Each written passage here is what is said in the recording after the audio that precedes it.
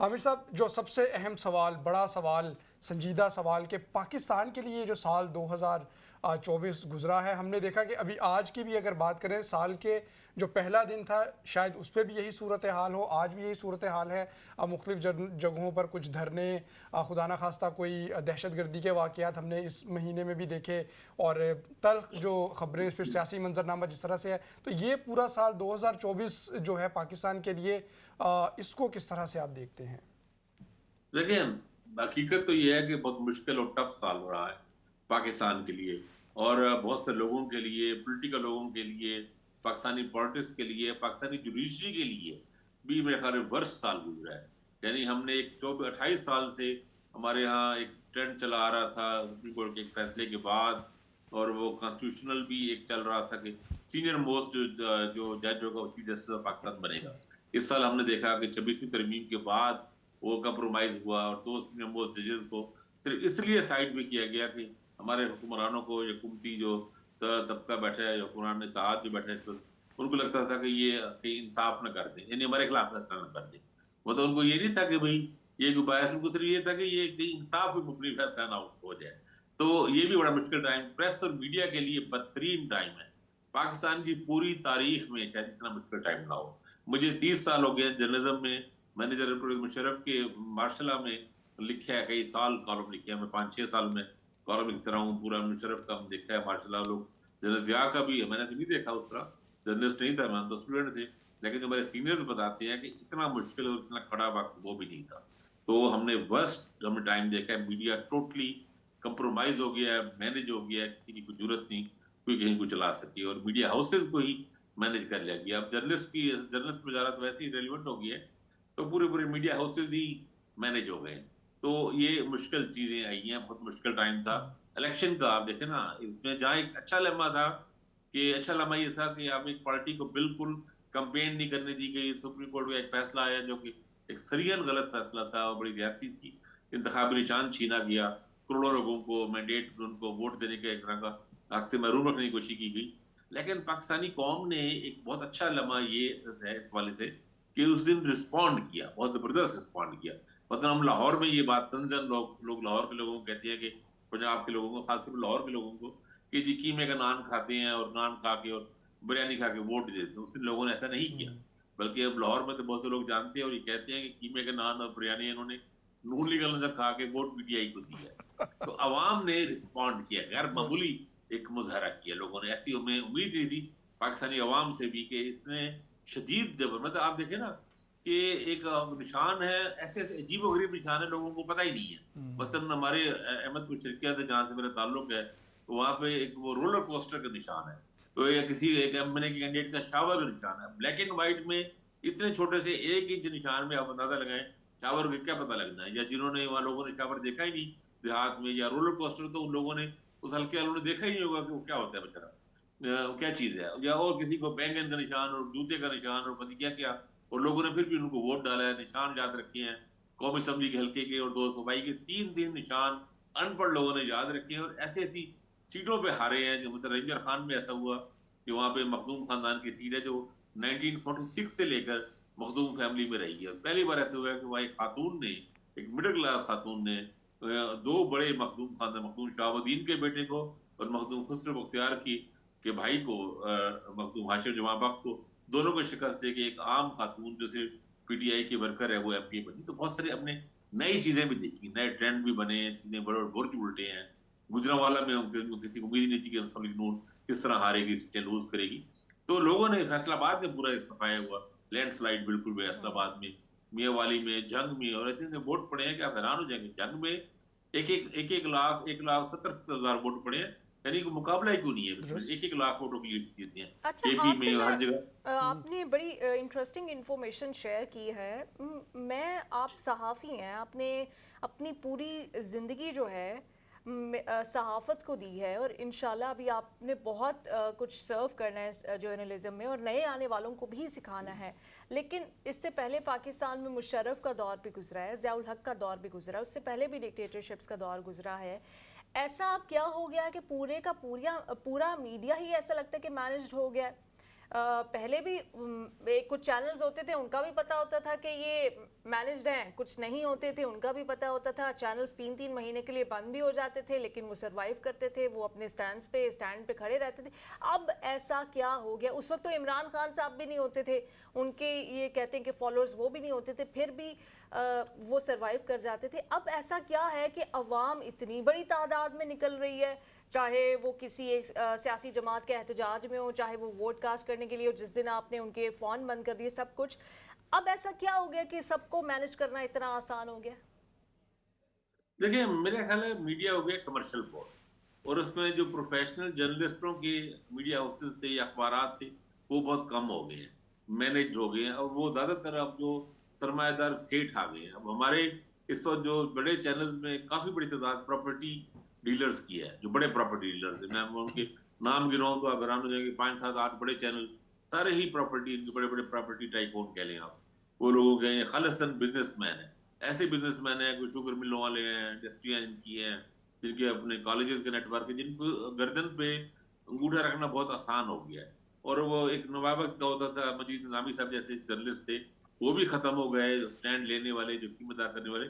اور میرا خیال ہے اداروں نے بھی اپنی یہ ایکسرسائز کو, انہوں نے یہ قوت, ان کو پتہ ہی نہیں تھا کہ ہمارے پاس اتنی قوت موجود ہے, وہ بے پناہ طاقت ان کے پاس تھی, انہوں نے شاید اس طرح استعمال نہیں کی. اس وقت تھوڑی سی ذرا بروٹل استعمال ہوئی ہے, اور آگے بھی مالکان جو ہیں وہ ریزسٹ کرنے والے رہے. دوسری بات ہے, صحافیوں سے زیادہ مالکان سے ڈیل کی جاتی ہے, اور مالکان تو ویسے سرمایہ دار ہوتے ہیں.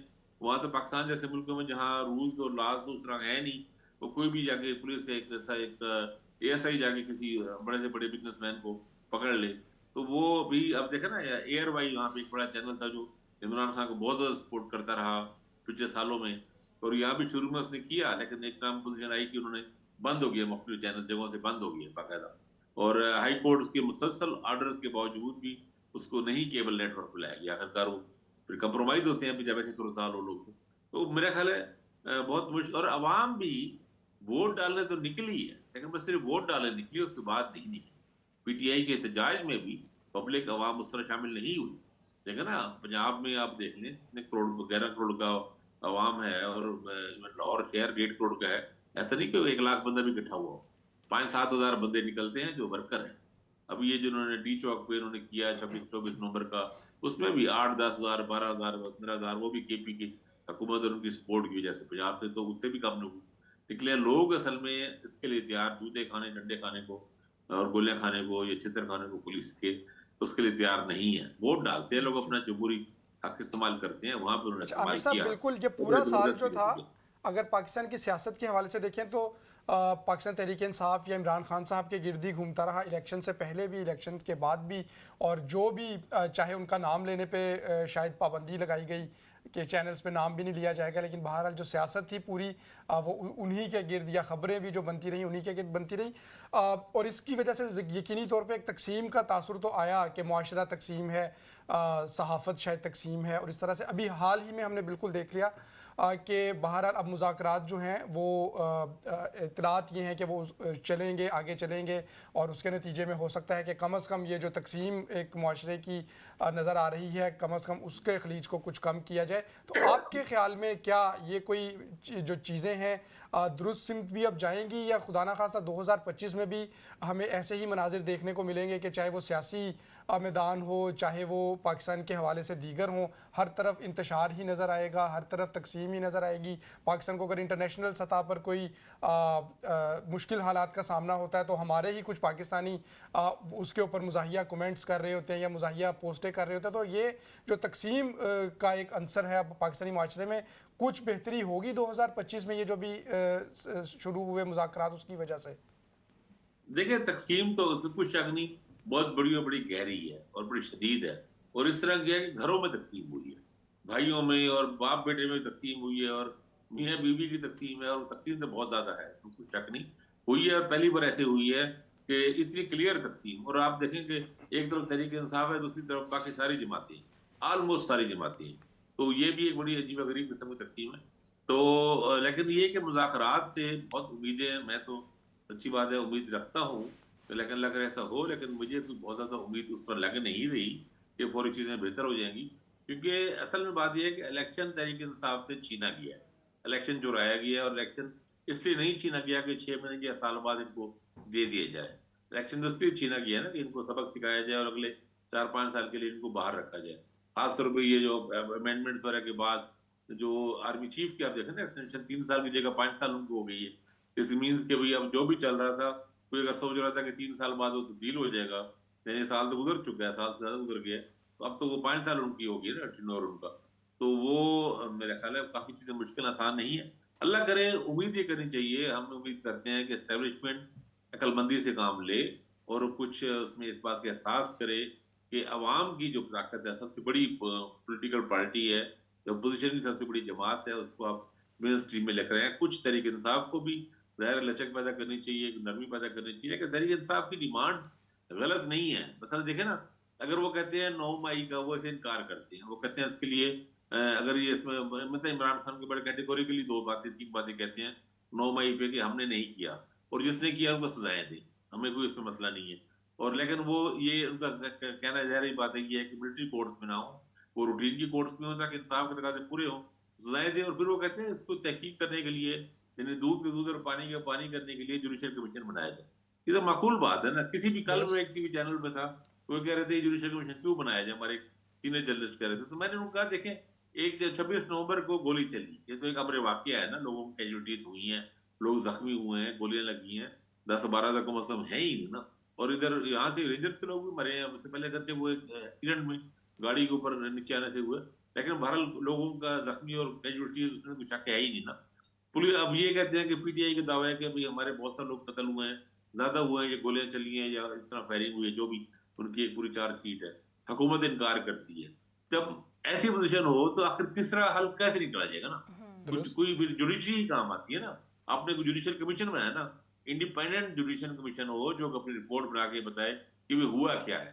کسی بھی معاملے میں آپ اگر باہر بیٹھے ہیں, وہاں لندن میں بھی کوئی ایسا واقعہ ہوتا ہے جہاں پہ 2 مختلف ایک فریق ہیں, اب مسئلہ یہ ہے کہ وہاں تو پولیس کریڈیبل ہے نا, پولیس کی رپورٹ پہ یا محکموں کی سرکاری محکمہ داروں کی وہاں بائس نہیں ہے, وہ اس طرح پولیٹیکلی یوز نہیں ہو سکتے. ہمارے یہاں پولیس تو بہت کمپرومائزڈ ہے, اور ہر دور میں ہے. مطلب بھٹو صاحب کے دور میں چودھری ظہور لے پہ جو بڑے ایک پیسے والے کروڑپتی آدمی تھے, ملے اور سب چیز, ان میں بیان چوری کا مقدمہ لگا دیا استاد دامن پہ, اور حبیب ظالم جیسے بالکل درویش لوگوں پر کسی کے حجرے میں توپ ڈال دی اور بم ڈال دی اور اس طرح کر کے جھوٹے کیسے بنائے. تو وہاں پہ پھر جوڈیشل کمیشن ہی حل بنتا ہے نا. تو جوڈیشل کمیشن کا سے انکار کرنا میری سمجھ سے باہر ہے. بھائی آپ جوڈیشل کمیشن کا کہیں ٹھیک ہے, پی ٹی آئی کہہ رہی ہے کہ سینئر موسٹ جج ہو, آپ سینئر موسٹ ججز کو نہ بنائے. 2 ججز پہ آپ کو اعتراض ہے, چیف جسٹس آف پاکستان میں بنا دیں. چیف جسٹس آف پاکستان تو نجائے افریدی صاحب کو اعتماد ہے, تبھی انہوں نے بنایا نا چیف جسٹس, کہ بھی یہ نیوٹرل آدمی, تو ان کو بنا دیں, یا ان پہ ہی چھوڑ دیں کہ ہاں جی آپ کمیشن بنا دیں. تو جوڈیشل کمیشن کا مطالبہ تو پی ٹی آئی کا ایک ایسا مطالبہ ہے کہ جس سے انکار, یا اس کی میں سمجھ نہیں آتی کہ اس پہ آپ کس بنیاد پر رد کریں. تو باقی اگر وہ حکومت ہی چاہتی ہے کہ پی ٹی آئی چپ کر بیٹھ جائے اگلے 2 سال 3 سال, تو اور پھر اس کے بعد ہم الیکشن دیں گے, تو یہ صورت نظر آ رہی ہے. مذاکرات لیکن کامیاب ہوں پھر گے. مزید بچے جو ابھی 18 سال کے نہیں ہیں وہ 18 سال کے ہو جائیں گے, اور پھر عمران خان صاحب تو خود یہ نہیں, میں آپ کو پیش گوئی کر آپ کو اس چکے بارے تھے. میں جی جی میں آپ کو ایک اور خبر دے رہا ہوں. یہ خبر ابھی تک ہوئی نہیں, لیکن اس پہ باقاعدہ کام ہو رہا ہے, اور میں بالکل ایک ذمہ داری سے بتا رہا ہوں.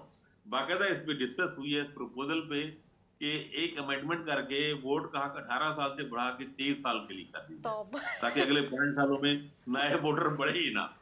یعنی آپ اس قدر خوفزدہ ہیں لوگ کہ 18 سال آپ دیکھیے گا, جب بھی الیکشن میں جائیں گے 18 نہیں ہوگا, اگر 23 نہ ہوا تو 21 ضرور ہوگا, تاکہ اس وہ جو یوتھ ووٹ بینک ہے عمران خان کا جو بڑھ رہا ہے اس کو روکا جائے. جب یہاں پہ ایسی پوزیشن آ جائے کہ آپ ان کو سیاسی طور پہ دیکھیں نا, آپ ان کو عمران خان کیوں نہیں باہر نکلنے دے رہے. کل بھی ایک چینل میں بات کر رہا تھا, ہمارے جرنلسٹ لوگ کہہ رہے ہوں کہ عمران خان کا نکلنا ناممکن ہے. میں نے کہا کیوں ناممکن ہے. میں نے ان سے سوال کیا, اگر ملک میں آئین ہے, ملک میں قانون ہے, عدالتیں ہیں, جمہوریت ہے, تو پھر ناممکن کیوں ہے؟ اگر اس پہ کیسز ہیں نا, کیسز میں عدالتیں اگر فیصلہ کرتی ہیں, عدالتیں بری کر دیتی ہیں, تو ان کو باہر بالکل آنا آپ صحیح چاہیے. کہہ رہے ہیں. آپ نے کہا اسٹیبلشمنٹ کو عقل سے کام ہے. لینا چاہیے, لیکن جہاں طاقت ہو تو وہاں پر عقل کا لوگ پھر استعمال نہیں کرتے, طاقت کا ہی کرتے ہیں.